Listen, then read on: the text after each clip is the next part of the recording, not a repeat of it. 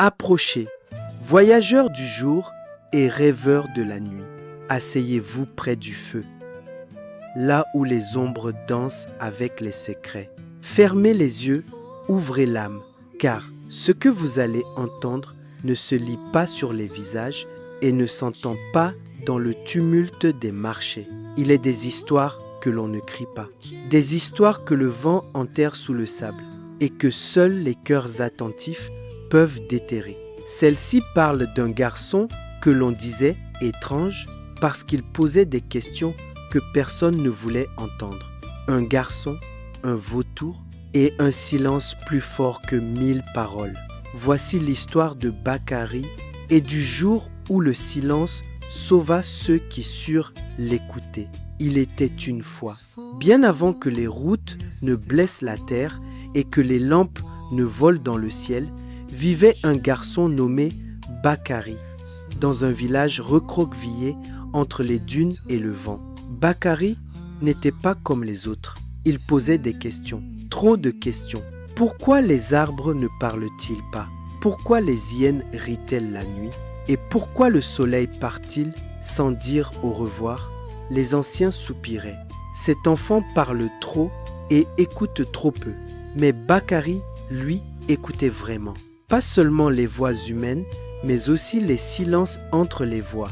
Un jour, en marchant près des collines rouges, là où les pierres chantent au soleil, Bakary trouva un vautour blessé.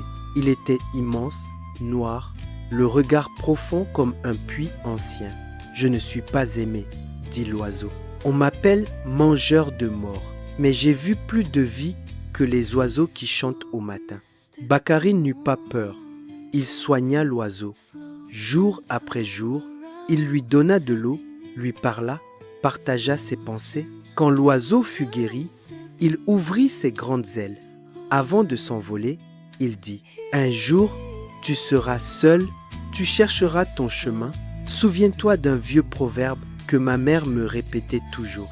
Celui qui n'écoute pas le silence n'entendra jamais le cri du danger. » Et il disparut dans le ciel. Les saisons passèrent.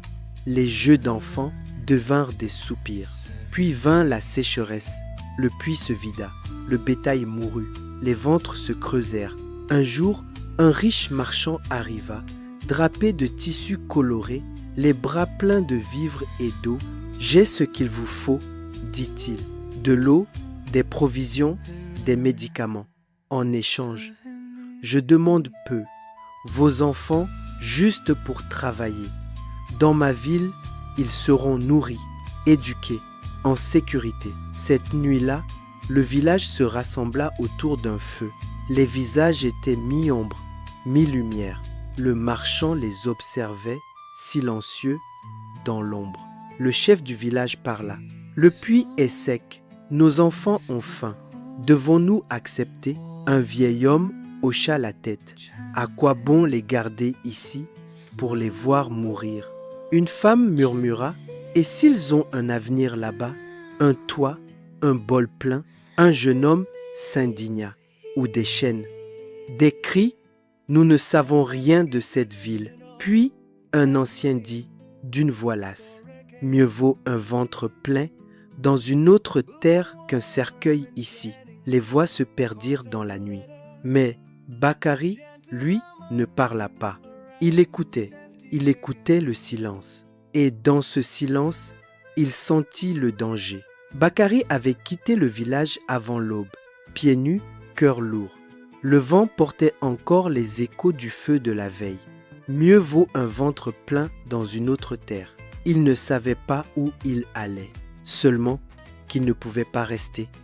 Il suivait un pressentiment, une mémoire, une promesse. Il marcha des jours, à travers des dunes sans fin, des collines qui brûlaient, des plateaux battus par les vents. Il faillit abandonner 2 fois, 3 fois. Mais dans le silence du désert, une voix semblait le guider. Pas une voix humaine, c'était le souvenir du vautour, ou peut-être le vautour lui-même.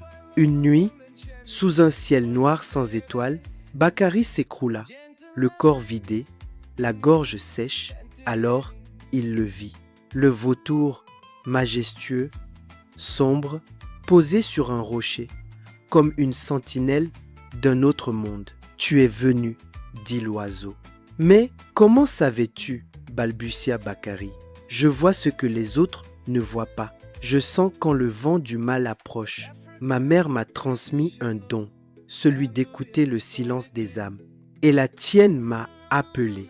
Le vautour mena Bakary à travers un canyon invisible aux yeux ordinaires. Un passage que seul le silence du cœur pouvait révéler. Et là, au creux d'une vallée oubliée, surgit l'oasis, des arbres géants aux feuilles d'émeraude, des sources chantantes, des fruits tombant comme des bénédictions.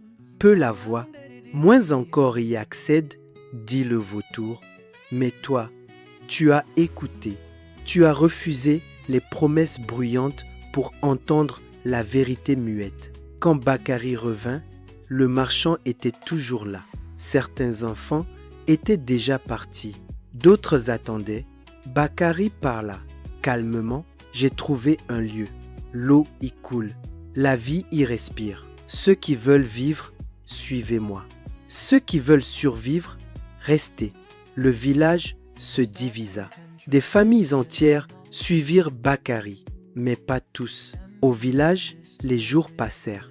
Ceux qui étaient partis avec Bakary ne revinrent pas, mais des rumeurs revinrent, portées par le vent. Ils avaient trouvé l'eau, la paix, la vie, mais au village, l'eau du marchand n'était plus gratuite. Chaque jour, il demandait davantage.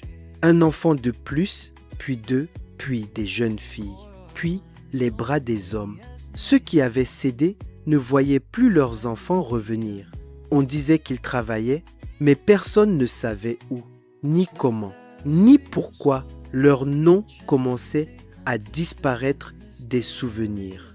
Une vieille mère, assise devant sa case vide, dit un jour « Le ventre de mon fils était plein, mais son nom est devenu silence. » Et là, le feu ne réchauffait plus rien. Les regards se croisèrent, les mains se serrèrent, les pleurs n'avaient plus de larmes. Ils réalisèrent que les belles paroles avaient couvert un piège, que Bakary n'était pas fou, qu'il avait entendu le cri que personne n'avait voulu écouter.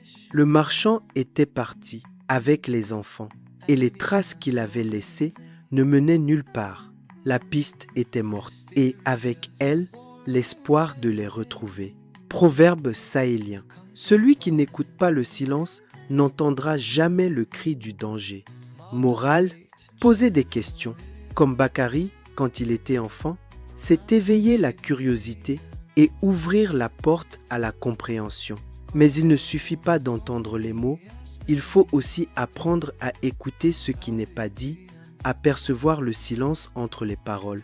Car parfois, la vérité la plus profonde ne se trouve pas dans le bruit des discours, mais dans les silences que beaucoup ignorent.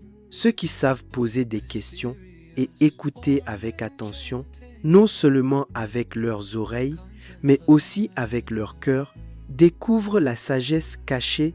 C'est ainsi qu'ils peuvent entendre les avertissements invisibles et trouver des chemins que d'autres ne voient pas. Si cette histoire t'a plu, alors n'oublie pas de liker, de t'abonner à la chaîne et surtout d'activer la cloche de notification pour ne pas manquer les prochains contes.